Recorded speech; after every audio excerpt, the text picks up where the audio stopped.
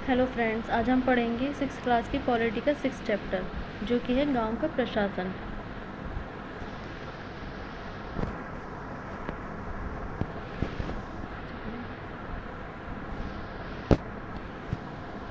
जो कि है गांव का प्रशासन।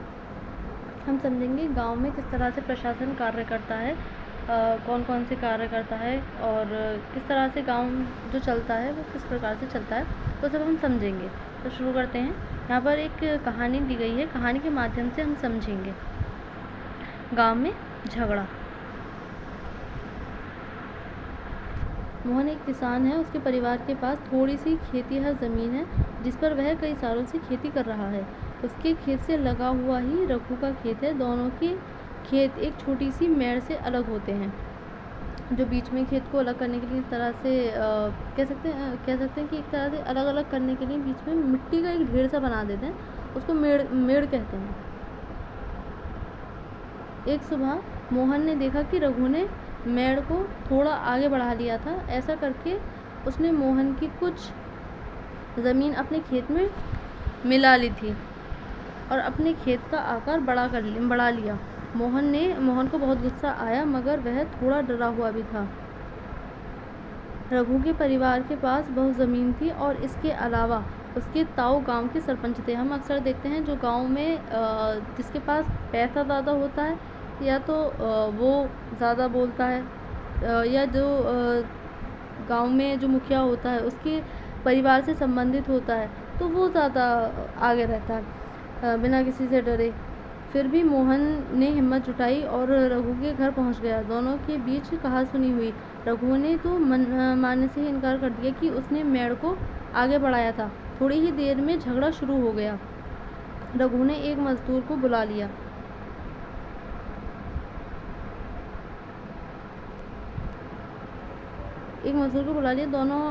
दोनों मिलकर मोहन पर चिल्ला रही थी। फिर उन्होंने मोहन को मारना शुरू कर दिया। हो हल्ला सुनकर पड़ोसी बाहर आ गए। उन्होंने देखा कि मोहन की पिटाई हो रही है। बीच बचाव करके उन्होंने मोहन को बचाया।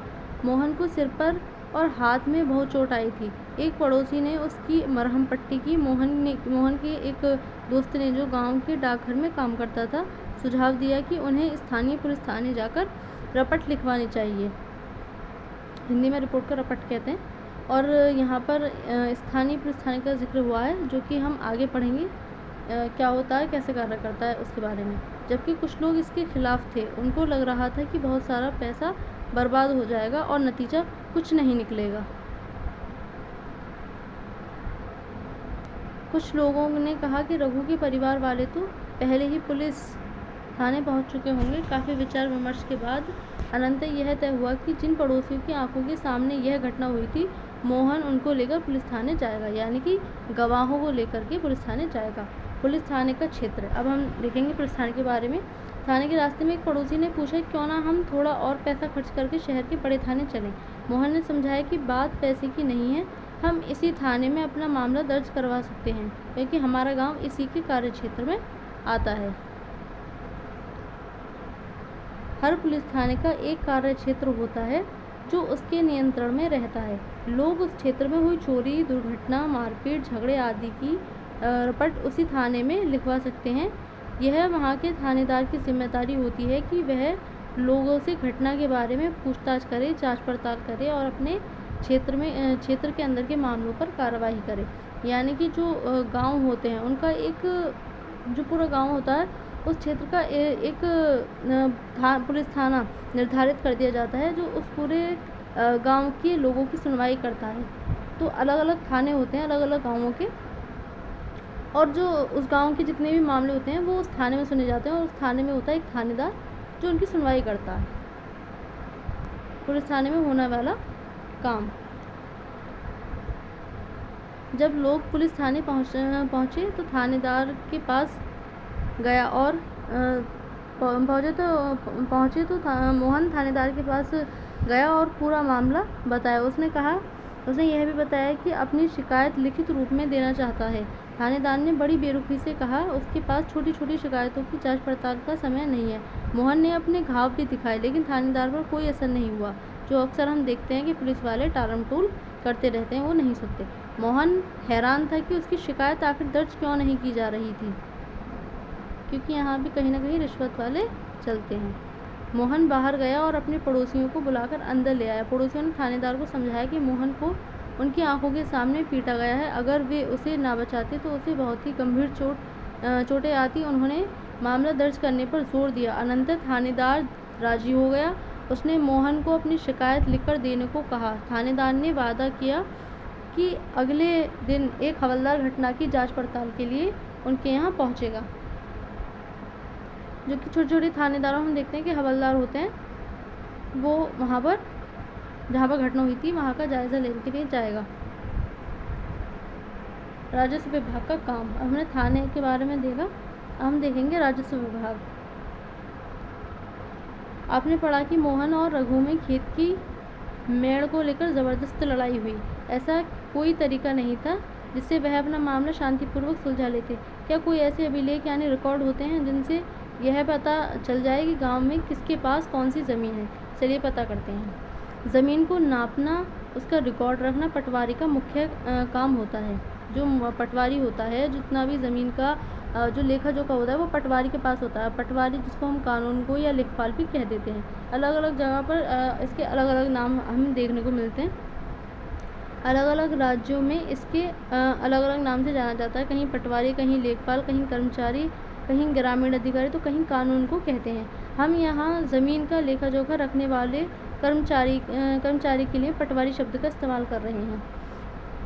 प्रत्येक पटवारी कुछ गांवों के लिए जिम्मेदार होता है। ये नहीं है कि एक गांव के लिए एक ही पटवारी होगा, कुछ गांवों को मिलाकर एक पटवारी बनता है। ना ही ये है कि एक शहर में जितने भी गांव आएंगे उस पर एक पटवारी होगा, नहीं, कुछ गांवों पर एक पटवारी रखा गया है। अगले पृष्ठ पर दिए गए नक्शे और उसके अनुसार बने खसरे यानी रजिस्टर के वितरण को देखिए।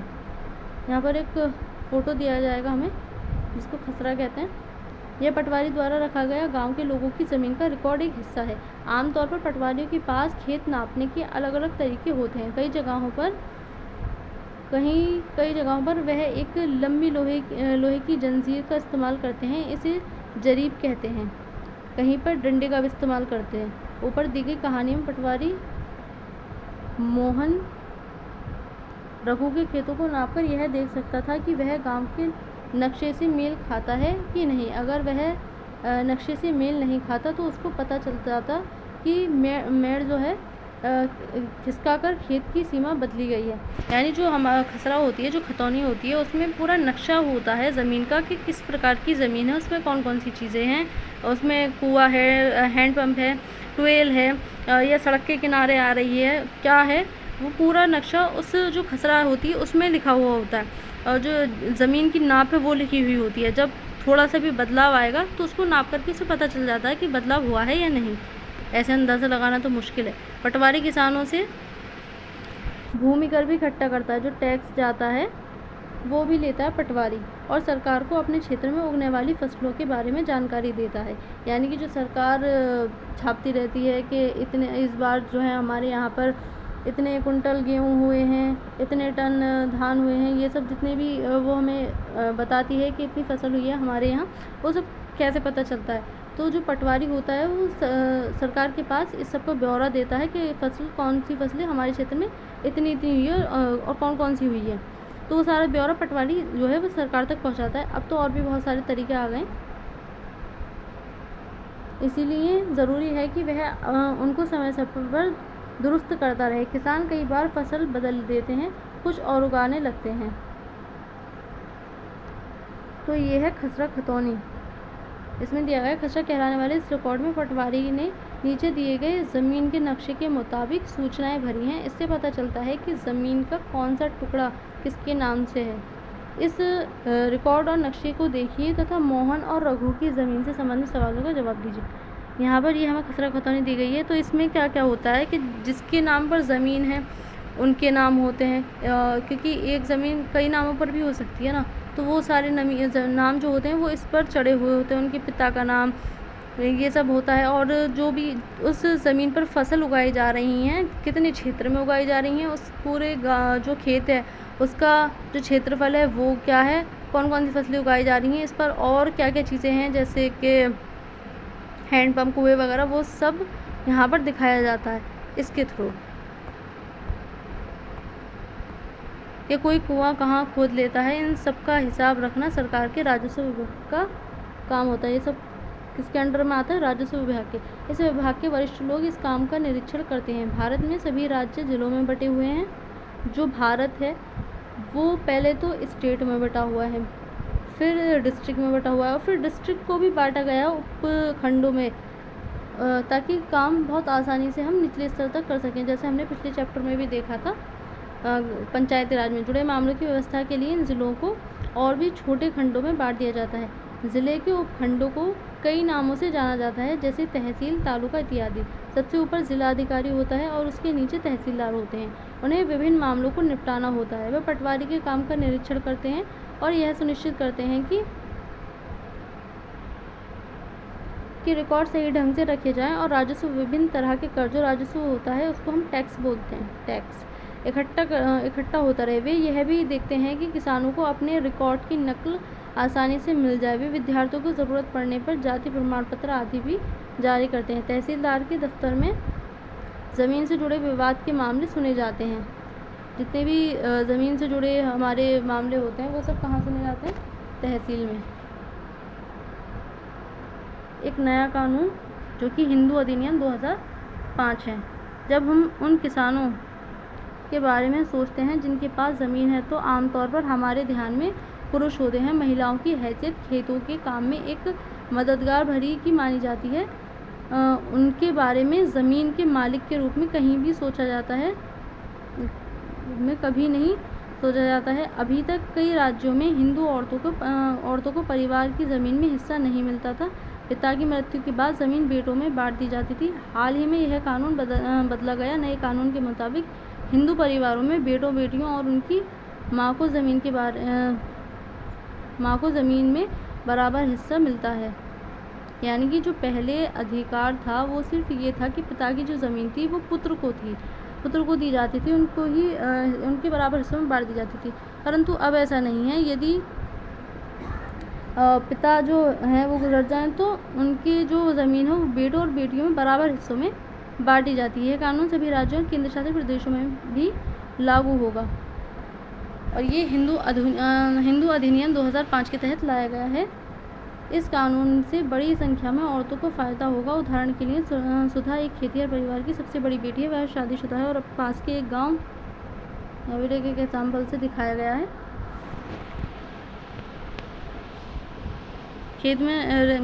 गांव में रहती है। अपने पिता की मृत्यु के बाद सुधा अक्सर खेती के काम में मां का हाथ बटाने आती है। उसकी मां ने पटवारी से कहा कि ज़मीन पर अब बेटे के साथ साथ उसका और दोनों बेटियों का नाम भी रिकॉर्ड में आ जाए। सुधा की मां बड़े आत्मविश्वास के साथ छोटे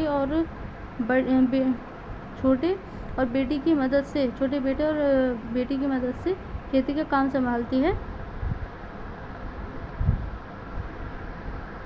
सुधा भी इसी निश्चिंतता में जी रही है कि ज़रूरत पड़ने पर वह अपने हिस्से की ज़मीन से काम चला सकती है।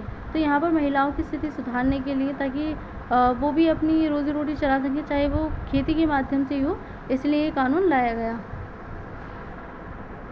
तो ये चैप्टर यहीं तक है। आज के लिए इतना ही। Thank you.